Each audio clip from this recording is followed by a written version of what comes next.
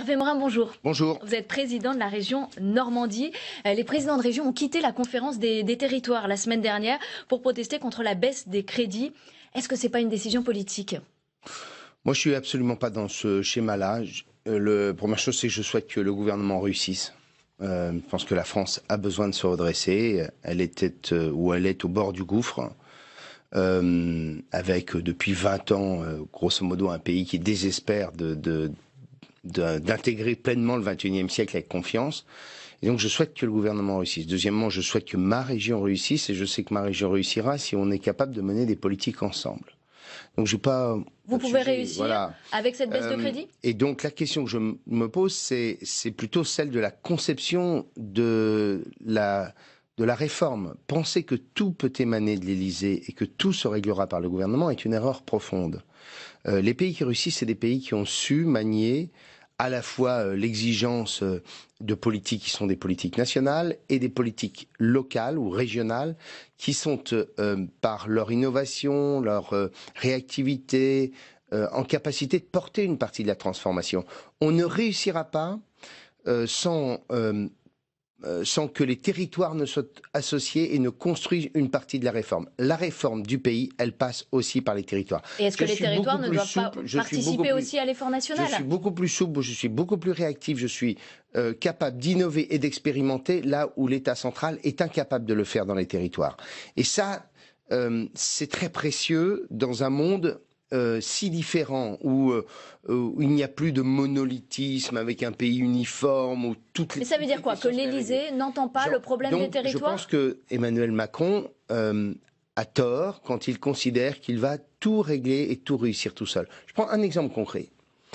La politique de la formation professionnelle. Quand j'entendais le ministre de l'économie dire, voilà, il faut que nous ayons un potentiel de croissance plus élevé, disait-il dimanche. Mais vous savez quel est le problème majeur du pays aujourd'hui? C'est la question de la formation. Aujourd'hui, où toutes les entreprises constatent, du BTP à l'industrie, une vraie reprise avec des carnets de commandes qui se gonflent de façon très significative, disent c'est pas compliqué, on n'est pas capable de répondre à l'appel de commandes nouvelles parce que nous n'avons ni les qualifications, ni les compétences, et qu'on ne les trouve pas. Mais lui, il dit qu'il va y avoir une réforme de la formation. Oui, il y en a une qui est en préparation. Il va la faire simplement avec quelques fonctionnaires de l'État qui vont... moi, ce que je fais dans ma région, face à un constat d'une inadéquation absolue entre les qualifications et les formations et les besoins des entreprises, je fais des conférences territoriales, bassin d'emploi par bassin d'emploi, je mets les chefs d'entreprise... Mais en fait, vous voulez être entendu, c'est pas une question d'argent, finalement. C'est pas un problème d'argent ou de baisse de crédit. Sauf que la formation professionnelle, vous la payez pas simplement avec vos beaux yeux. Pour la financer, cette formation professionnelle, quand vous avez décidé, par bassin d'emploi, on ouvre 8 à 10 formations nouvelles. On a créé 8000 postes de formation supplémentaires cette année. Vous ne les payez pas avec Est-ce que vous simplement... pouvez mener votre politique avec cette baisse de crédit de 450 millions qui est proposée? Ce que je trouve assez fascinant dans cette histoire, c'est que les collectivités, notamment les régions, ont été déjà terriblement mises à contribution du temps de François Hollande, où grosso modo la totalité de l'effort sur la réduction du déficit public global a été fait par les régions. Vous vous souvenez, François Hollande avait annoncé 50 milliards, c'est à peu près les collectivités locales qui ont tout fait. Là, une nouvelle fois, l'État fait quasiment rien, et fait porter l'effort sur des collectivités qui sont stratégiques. Moins région, parce qu'il faut quand même... Mais on vous demande... Attendez, laissez-moi finir. Moi, région, je m'occupe de quoi? Je m'occupe du soutien aux entreprises, à l'exportation, à l'investissement, à l'innovation. Je participe à tous les grands programmes d'équipement et d'infrastructure. Souvent, c'est moi le premier, la région qui est le premier contributeur. On vous demande des économies, on vous demande pas de baisser votre budget, on vous demande des économies. Madame. La DGF ne baisse pas, la dotation globale Les économies, je vais les faire sur quoi? Sur le fait que je vais payer moins de formation, que je vais moins financer les labos des universités, je vais moins financer les grands programmes d'équipement. La fonction territoriale est celle qui a le plus embauché ces dernières années. La fonction territoriale, c'est ridicule en volume. Vous savez combien c'est de fonctionnaires? La région Normandie, c'est 1200 fonctionnaires de l'administration centrale. Vous croyez que ça vous donne des marges considérables? Vous ne pouvez pas faire plus d'économies? Oui, vous pouvez on pas en les a faire, toujours. J'en ai fait, moi, des économies. Et j'en ferai aussi cette année. J'en avais en tête parce que ce que je souhaite, c'est pouvoir porter les politiques majeures que sont celles que j'évoquais à l'instant. Et donc, je vais faire des économies. C'est pas le débat. La seule chose, c'est qu'il y a un moment, Il ne faut pas croire que l'administration régionale, ce sont des dizaines de milliers de fonctionnaires et qu'il suffirait de supprimer quelques fonctionnaires, quand dans le même temps, l'État décide des augmentations de la fonction publique, que l'État fait porter à toutes les collectivités, donc à la région aussi, et donc on se retrouve avec une augmentation de la masse salariale sur laquelle nous n'avons aucune marge de manœuvre puisque ce sont des décisions d'État. Comment vous réagissez face à la suppression de 80% de la taxe d'habitation? Écoutez, je pense qu'il faut absolument lier l'impôt à la dépense. Je pense que c'est stratégique. Moi, j'ai été maire pendant 20 ans. Quand un de mes compatriotes qui me disait il faut refaire ma rue, il faut développer, il faut mieux financer les associations, je disais écoutez, ce que vous me demandez, je vais vous dire combien ça représente de points de prélèvement obligatoire. Ça calme très vite.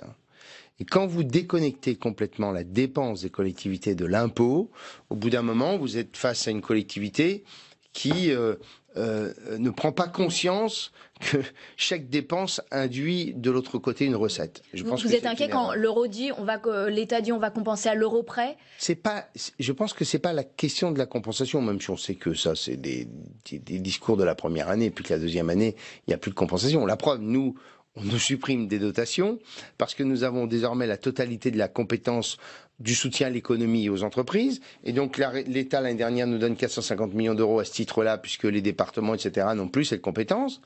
Et l'année suivante, on dit, écoutez, on vous a compensé, mais l'année prochaine, démerdez-vous. Donc en face de la suppression de la taxe d'habitation, il n'y aura pas donc je dis, durablement. Il faut que nous ayons dans des collectivités des dépenses qui soient connectées à la recette et donc à l'impôt, afin de responsabiliser à la fois les citoyens et de responsabiliser aussi les élus. Est-ce que vous diriez qu'Emmanuel Macron, il est plus jacobin que girondin? Ça fait pas de doute. Il est déjà jacobin dans la construction de son exécutif, puisqu'on voit bien que son discours sur il y a un président de la République qui donne les grands arbitrages et un Premier ministre qui détermine et conduit la politique de la nation en vertu des deux articles majeurs de la Constitution que sont les articles 5 et 20, tout ça n'existe pas. Tout est concentré à l'Élysée, ça se voit bien.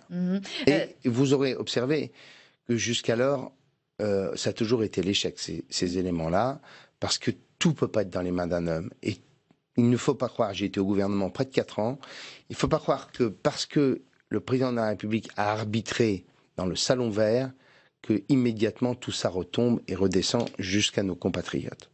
Et donc il faut des relais, il faut que chacun puisse prendre sa part, et les collectivités ont une part majeure à jouer. Je prends un exemple simple. Les grands ports du nord de l'Europe sont des vrais succès. Les grands ports du sud sont en difficulté, du sud de l'Europe. Les grands ports du nord, ils sont tous gérés par des collectivités. Les grands ports du sud, ils sont tous gérés par l'État. On voit bien que le schéma selon lequel tout pourrait être décidé à un seul endroit, c'est pas le bon schéma.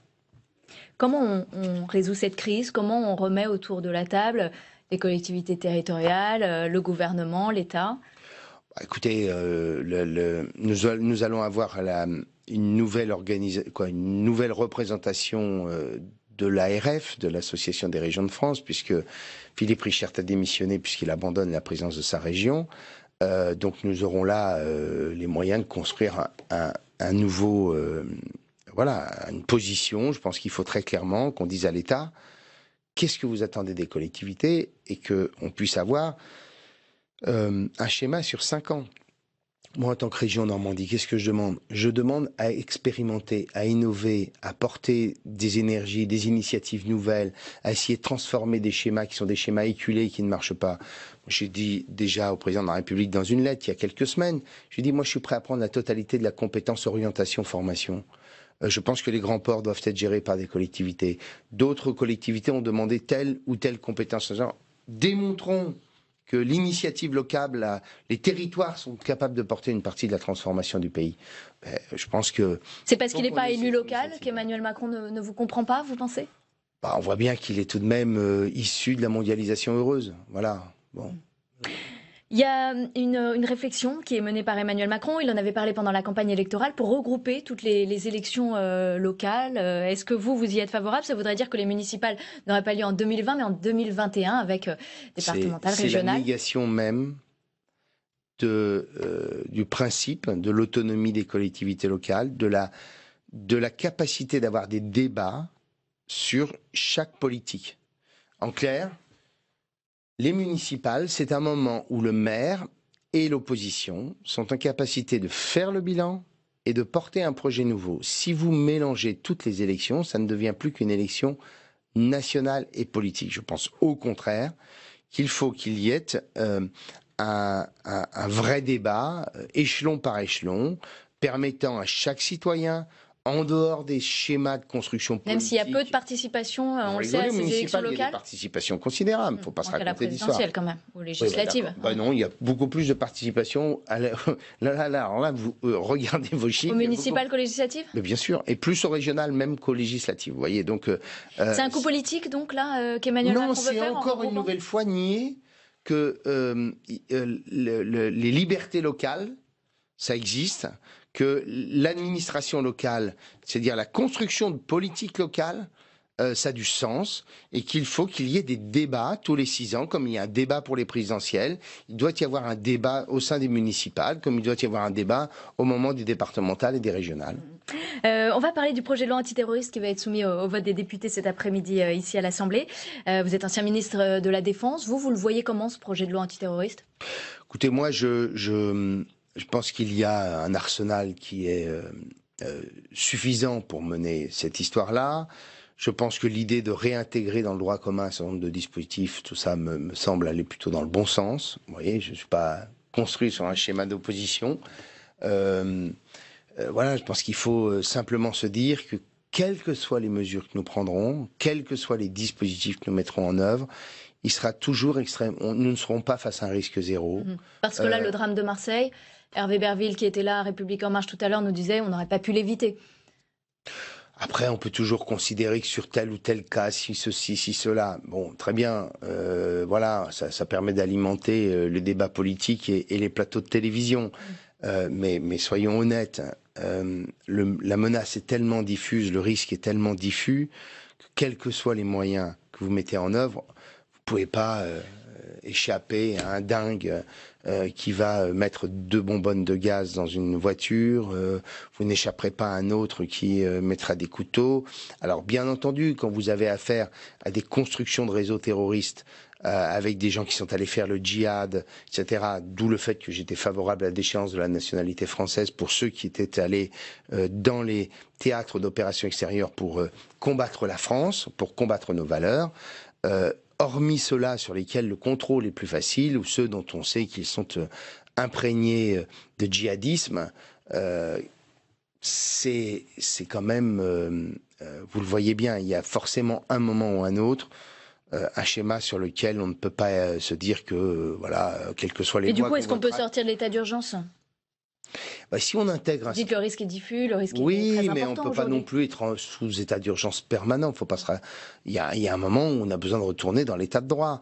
Et on peut au contraire donner un certain nombre de moyens afin que ces dispositifs soient dans le droit commun. Le président de l'UDI, Jean-Christophe Lagarde, a dit que l'alliance avec les Républicains n'était plus tout à fait une évidence. Est-ce que c'est votre avis également ? Écoutez, je pense qu'il y aura une grande recomposition de la droite et du centre qui ne participent pas à la majorité présidentielle. Il faut quand même déjà avoir en tête que l'espace central, il est occupé par la majorité parlementaire. Il ne faut pas se raconter d'histoire. Quand vous y mettez à République En Marche leurs alliés qui sont le MoDem, on voit bien que déjà l'espace central est déjà très occupé. Donc il n'y a plus de place pour le centre. Et le centre, je vais vous dire, le centre, il est quand même en partie au pouvoir. Il ne faut pas se raconter d'histoire. On peut se faire toutes les postures qu'on veut. Après, il y aura nécessairement une recomposition politique des Républicains et de ce qu'il reste de l'UDI. Vous avez vu déjà que les radicaux vont a priori fusionner avec les radicaux de gauche. Et je ne vois pas pourquoi nous n'aurions pas non plus un moment de vérité. Les socialistes vont avoir le leur. Mais vous dites le centre est en partie au pouvoir, ça veut dire que vous pourriez éventuellement vous rapprocher de la République En Marche? Non, mais je pense que parmi les questions qui vont se poser, il y aura ces questions-là, il ne faut pas se raconter d'histoire. Soit vous êtes dans une alliance avec République En Marche à un moment ou un autre, soit vous êtes dans une alliance avec les Républicains. Mais la Ve République, elle est assez brutale. On a un mode de scrutin qui fait qu'à un moment ou un autre, il faut savoir où sont vos alliés. Et du coup, vous, personnellement, vos alliés sont où? Je dis qu'il y aura une recomposition complète. Je ne fais pas partie de la majorité. Je j'aspire à un pays girondin, à un pays qui croit qu'une partie de la réforme et de la transformation du pays passe par les territoires. Je suis en revanche, disons-le clairement, complètement favorable au discours européen du président de la République. Après, sur le détail, on peut considérer tel ou tel point. Mais si Laurent Wauquiez l'emporte, votre alliance avec les Républicains... On verra bien. Vous voyez bien que de l'autre, vous avez des Valérie Pécresse, des Xavier Bertrand qui disent je ne sais pas si je resterai au sein de la maison républicaine si Laurent Wauquiez est président. Donc, on voit bien qu'il va y avoir une grande phase de recomposition. Et cette phase de recomposition, elle va prendre du temps. Il n'y a pas de scrutin pour le moment. Le premier scrutin qui vient, ce sont les européennes. Prenons le temps de voir un peu comment tout ça se recompose. Il y a un avenir commun avec les constructifs, par exemple ? Je ne crois absolument pas en l'avenir des constructifs. Je pense qu'il n'y a pas d'avenir dans cette histoire-là. Qu'est-ce qu'ils vont devenir alors ? Ils vont avoir la même question que beaucoup d'autres, c'est est-ce qu'ils intègrent... la République en marche ou est-ce qu'ils rentrent au bercail ? Ou ils rentrent au bercail. Le schéma est à peu près celui-ci. Je vois pas d'ailleurs en plus quel pourrait être le leader de cette maison-là. Qui puisse apparaître aux Français comme une alternative, parce qu'après il y a une question d'incarnation. François Bayrou a dit qu'il était prêt à étudier une alliance avec l'UDI. Est-ce que ça vous a surpris ? Oui, mais ça, c'est des postures, tout ça. Voilà, je pense qu'il y aura des recompositions plus profondes que la seule question d'alliance du MoDem et de l'UDI. Je pense qu'il y aura un grand moment, c'est le moment où tout va être remis à plat, où chacun va rebâtir son logiciel. Et le logiciel, c'est pas simplement de dire on va reprendre des anciennes familles et on va faire quelque chose de commun. Je pense que ça va bien au-delà de tout ça. Je vous propose qu'on écoute Manuel Valls qui s'est exprimé ce matin et vous réagissez juste après.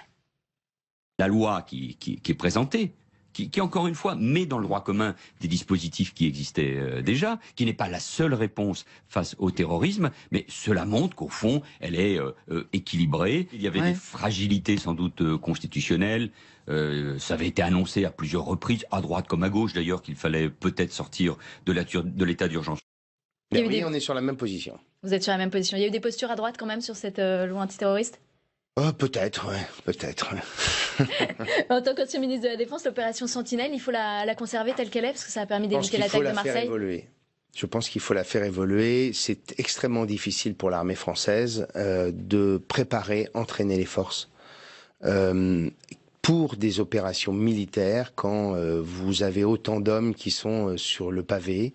Alors je comprends très bien la nécessité de donner d'avoir cette présence militaire qui rassure, qui peut faire de la prévention. Mais les militaires sont pas formés pour des opérations de ce genre. Alors certes, depuis, il y a eu du progrès de fait. Ça a permis d'éviter Marseille quand même. Ouais. Oui, j'entends bien, mais en même temps, par exemple, au Bataclan, les premiers qui étaient les plus proches, c'était des militaires, c'est pas eux qui sont intervenus. Donc on voit bien qu'une reconfiguration du dispositif, ça a du sens, parce que nos militaires, de l'autre côté, sont terriblement engagés sur des opérations extérieures où ils sont sur leur métier. Merci Hervé Morin d'avoir été avec nous ce matin, président de la région Normandie, ancien ministre de la Défense. Très bonne journée à vous.